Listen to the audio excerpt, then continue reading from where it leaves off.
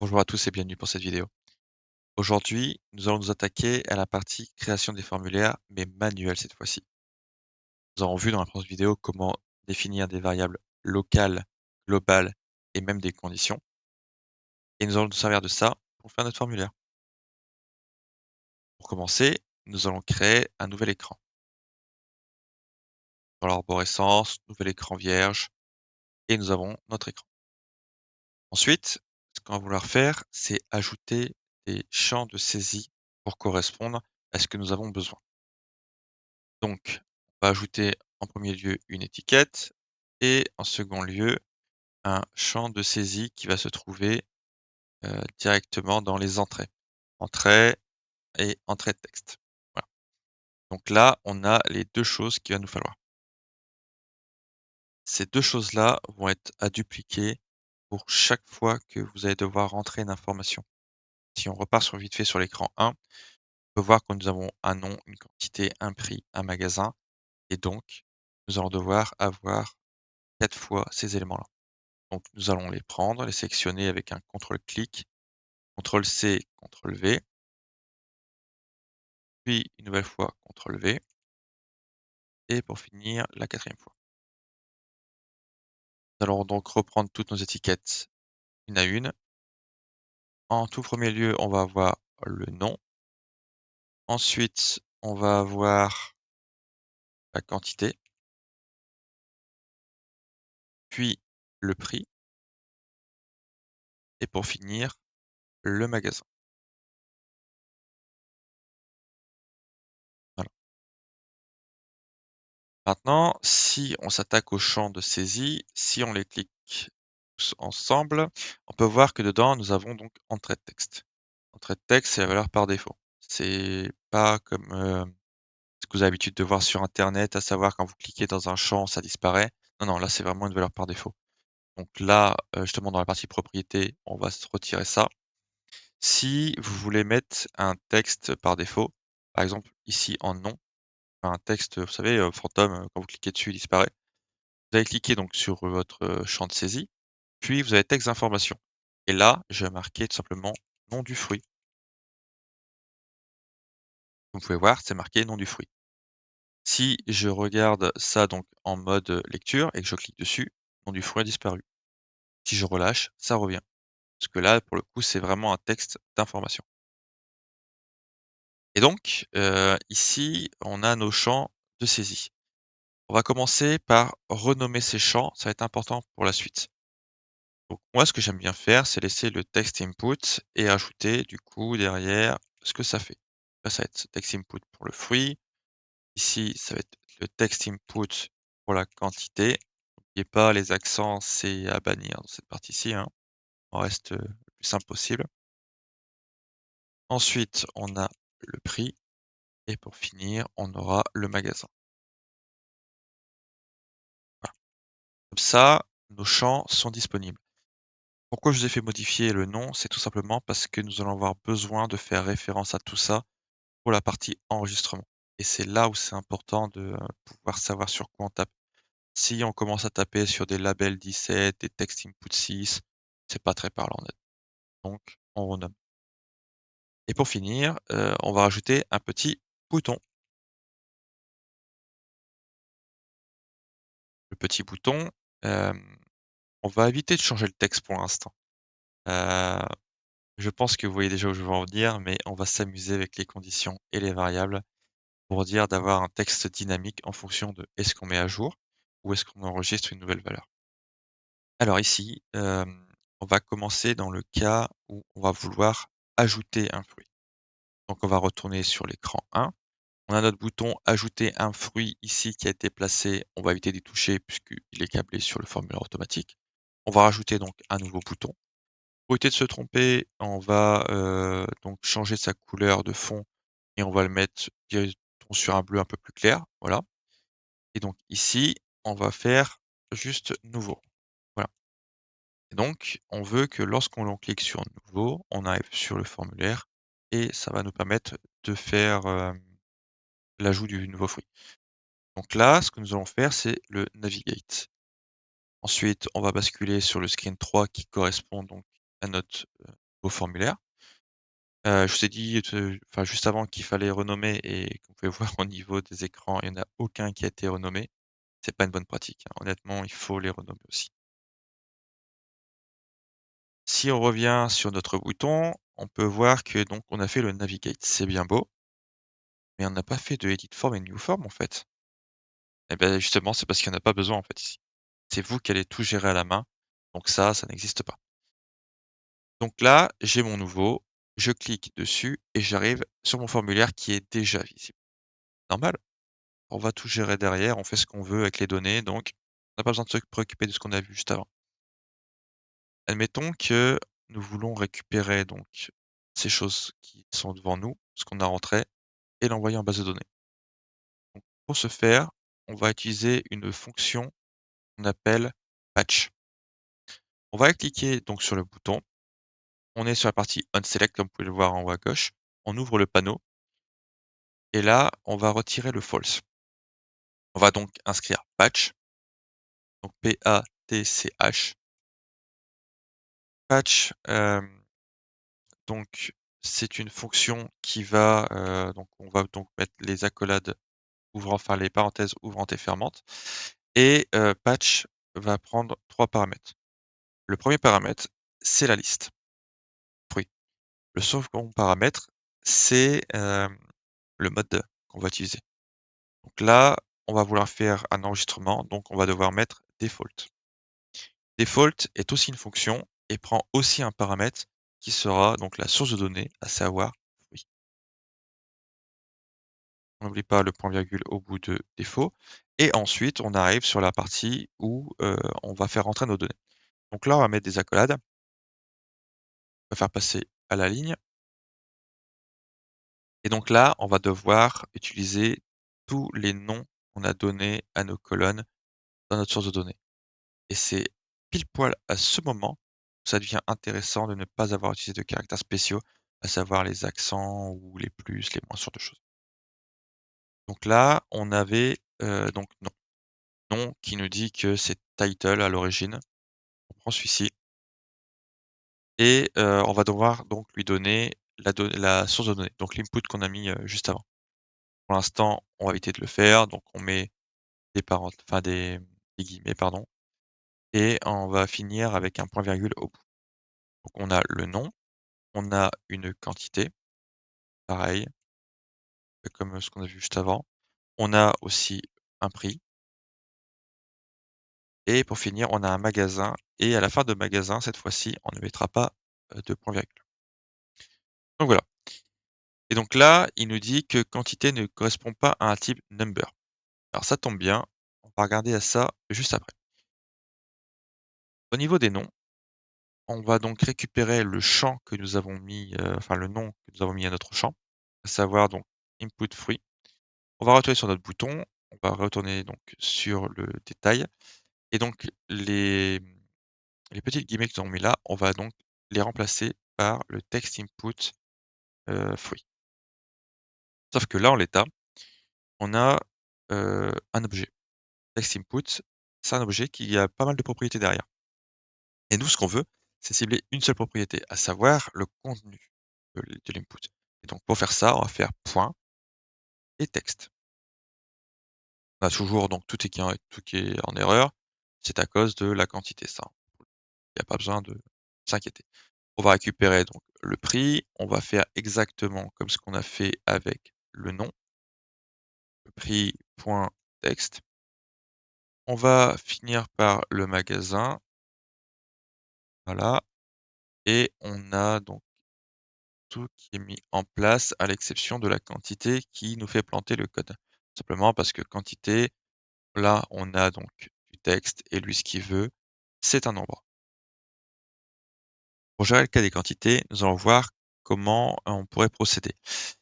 Si vous êtes baladé dans les propriétés, vous pouvez voir que nous avons donc le format en haut à droite qui est défini sur texte. On pourrait naturellement se dire que si on change le format et qu'on le bascule sur un nombre, le problème est résolu. Or, c'est pas le cas et on va le vérifier tout de suite. On va récupérer le text input quantité, on va retourner dans notre bouton. Ensuite, on va remplacer donc les guillemets quantité par donc le text input.text et on peut voir que la quantité donc qui nous dit bien qu'il attend un nombre et qu'il a trouvé un texte. Et donc, ce que nous allons devoir faire, c'est convertir. Pour ça, nous allons utiliser value.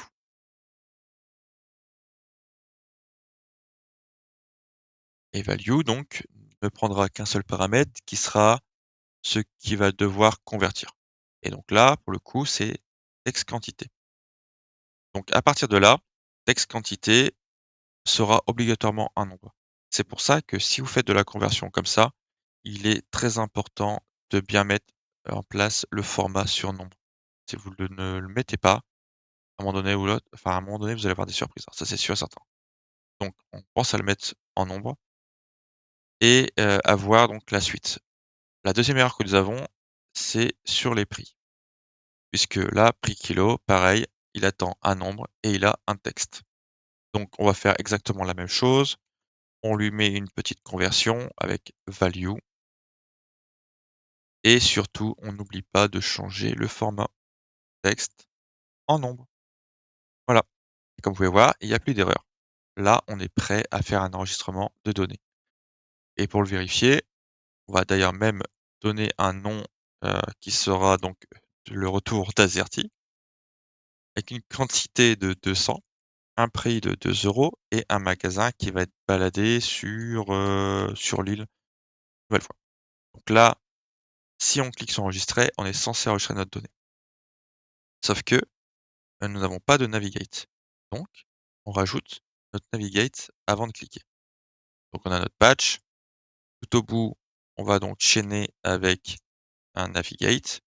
Il va nous rediriger sur le screen 1, voilà, et on ferme ça. Donc ça veut dire que là, en l'état, si je rentre ces données-là, je clique sur le bouton ici, je vais pouvoir donc enregistrer mes données et retourner sur mon écran 1. Et voilà, j'ai bien donc Azerty qui est arrivé avec une quantité de 200, un prix de 2 € sur l'île. Là-dessus, on est tout bon. D'ailleurs, on peut même supprimer de la même façon que ce qu'on a vu avant. Cette partie-là ne change pas. Par contre, là où il y a quelque chose d'intéressant qui va se produire, c'est lorsque je vais de nouveau cliquer sur le bouton dirige vers le nouveau formulaire. Comme vous pouvez voir, mes champs en fait ne sont pas vides. Ils sont toujours remplis avec ce que j'ai marqué juste avant. Et ça, on va devoir le gérer. Donc, je vais de nouveau ajouter Azerty. Voilà. Mais cette fois-ci, on va gérer le cas où on veut faire un nouvel enregistrement. Pour faire ça, on va devoir, paramétrer les champs du formulaire. Donc on va donc dans l'écran 3, on va récupérer donc tous nos champs input en cliquant tous dessus. On va aller dans la partie avancée et donc là, on va descendre et on a une partie reset et reset, on va marquer true pour dire oui. Le simple fait de faire ça va pas résoudre notre problème. Ça, c'est juste pour dire que on a accès aux fonctions de réinitialisation de nos champs, uniquement. Donc nous allons récupérer tous nos textes, enfin tous nos textes input. On va aller donc dans le screen 1, on a le screen 3 et donc pour des soucis de cohérence, screen 3 sera la dernière, étape. Avant, on va faire donc les resets et donc pour ça, on va utiliser la fonction reset, tout simplement. Reset va prendre un seul et unique paramètre, à savoir le text input. Le text input, comme dit plus tôt, c'est un objet qui possède tout un tas de propriétés et nous n'avons pas besoin de cibler une propriété spécifique. On va cibler tout l'objet lui-même. Donc, on le laisse tel quel. Ensuite, point virgule, on recommence, reset, et ainsi de suite. Et ça va valoir pour nos 4 champs. Dans mon cas, je vais faire du copier-coller, m'en voulez pas, mais j'ai la flemme de tout écrire.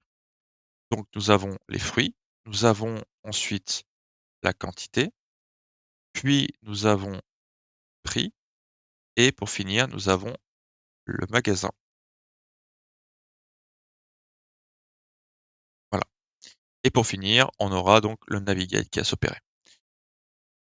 Là, si je clique dessus, ça va rien changer que ce qu'on a vu avant, étant donné que, le fait de paramétrer les text input en reset possible ça a déjà tout réinitialisé. Là, on va tester de voir un petit peu en rajoutant donc quelque chose qu'on va appeler démo, une quantité de 9, un prix de 8 et un magasin qui va être balancé sur Valenciennes. On fait enregistrer, voilà, et donc là, on a le démo qui est apparu. Si on reclique sur le bouton, tout a été initialisé et c'est exactement ce qu'on voulait. C'est aussi simple que ça. Maintenant, ce qui serait intéressant de voir aussi, c'est, de pouvoir modifier un objet. Et donc, si on retourne sur notre écran 1, on va rajouter une nouvelle icône dans la liste, enfin dans la ligne de base, qui va nous servir donc à faire cette manipulation-là. Au niveau des icônes, on va rajouter tout simplement au hasard, hein, ce que vous voulez, je vais prendre, allez par exemple la baguette. La baguette, je vais changer donc les tailles, 50 par 50 et je vais la déplacer sur le côté. L'icône est enfin ouais, ça va être peut-être un petit peu grand. Je vais l'aplatir un petit peu, voilà comme ça et donc cette icône, je veux qu'à partir de ça, je puisse modifier la ligne courante. Cette icône, elle va juste prendre un paramètre dans le onSelect qui va être Navigate, qui va me rediriger vers le formulaire, tout simplement. Donc je vais cliquer dessus, j'arrive donc sur mon formulaire et le formulaire est vide, c'est ballot. Sauf que le formulaire a besoin de valeurs dedans. Pour utiliser donc la partie, edit du formulaire, on va avoir besoin d'une variable et donc la variable, vu qu'on navigue entre les écrans, il va falloir qu'elle soit globale. On va donc aller dans le app, puis dans la partie onStart que nous avons vue, précédemment et dedans, on va donc déclarer une nouvelle variable qu'on va appeler donc set avec dedans, isEdit, par exemple. isEdit qui va être défini à false au départ et faut pas oublier, c'est de déclencher donc le onStart avec soit les 3 petits points là, puis onStart ou clic droit puis onStart. Voilà, comme ça notre variable est disponible et donc ce qu'on veut faire, c'est de récupérer donc cette variable. On est dans le screen 1, on va donc cliquer sur notre variable, on lui chain un paramètre au bout pour dire que isEdit, devient true lorsqu'on clique dessus. Si vous voulez pas gérer le cas où il va falloir donc remettre la variable à false à chaque fois que vous allez donc terminer une action dans l'autre page, vous pouvez très bien imaginer que dans cette page-ci, donc dans le screen 1, dans le onVisible, on donc définisse la variable, à false. On va rajouter le set ici et on peut directement le déclarer à false. C'est tout à fait possible. Donc là, ce que nous avons fait, donc notre variable, elle est prête, et donc passe bien à true. Donc ici, isEdit est bien à true. Donc il est bien en mode, modification de ligne. Ce que nous allons faire, c'est nous allons utiliser maintenant la partie condition. On va se mettre, par exemple, pour le nom du fruit, on a donc la variable, enfin la valeur par défaut dans les propriétés. On va cliquer dessus et donc ici, ce qu'on va dire, c'est on va faire un if. Donc if, on est donc sur isEdit. isEdit, est-ce que c'est égal à true? Il faut savoir que isEdit, si vous le mettez, comme ça, juste comme ça et que vous chaînez donc avec vrai et faux, la condition est bonne. Puisque par défaut, il va donc penser que isEdit doit être vrai à cette partie-ci. Mais là, pour le côté, explication court, tout ce que vous voulez, on va vraiment écrire à fond, donc avec le égal à true.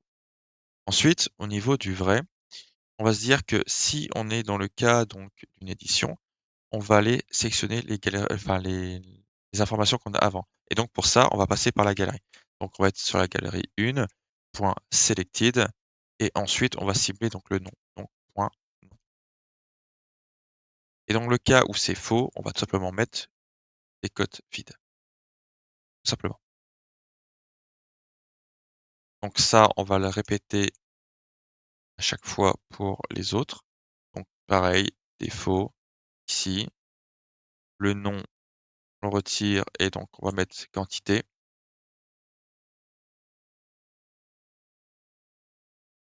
Voilà, pareil pour le prix, donc défaut ici,